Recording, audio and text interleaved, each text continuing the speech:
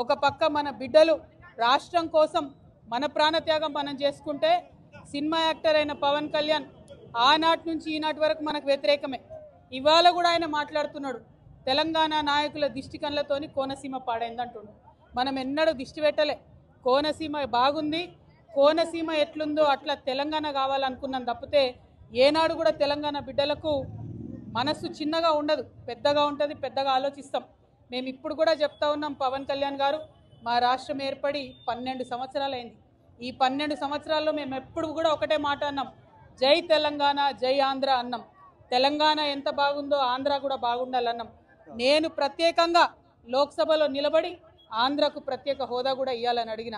మేము తెలంగాణ వాళ్ళం ఎప్పుడు కూడా పక్కోంది గుంజుకోవాలని చూడం, పక్కోడు బాగుంటే మా కళ్ళు మండయి. మేం బాగుండాలని కోరుకుంటాం తప్పితే పక్కవాడు చెడిపోవడాలని ఎప్పుడు కోరుకోలేదు. మా ఉద్యమంలో ఒకవేళ మేము అట్లా కోరుకున్నట్టయితే ఉద్యమ స్వరూపం వేరేలాగుండే.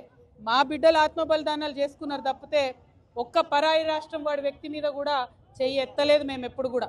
ఆ విషయాన్ని దయచేసి పవన్ కళ్యాణ్ గారు గుర్తుపెట్టుకోవాలి. ఆనాడంటే మీరు సినిమా యాక్టర్ ఏమన్నా నడిచింది, ఇవాళ మీరు డిప్యూటీ చీఫ్ మినిస్టర్, మీరు ఆంధ్రప్రదేశ్ యొక్క ప్రజలను దేశవ్యాప్తంగా రిప్రజెంట్ చేస్తారు.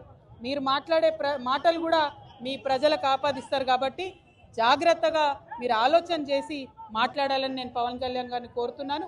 మరి అదేవిధంగా రాష్ట్ర ఉద్యమంలో అమరులైనటువంటి వారికి మరొకసారి మనస్ఫూర్తిగా నివాళులర్పిస్తూ ఉద్యమకారులకు సంబంధించి 250 గజాల జాగా, పెన్షన్, అదేవిధంగా గుర్తింపు కార్డు ఏదైతే కాంగ్రెస్ ప్రభుత్వం ఇస్తా అన్నదో డిసెంబర్ 9 నాడు ఖచ్చితంగా అనౌన్స్ చేయాల్సిందే.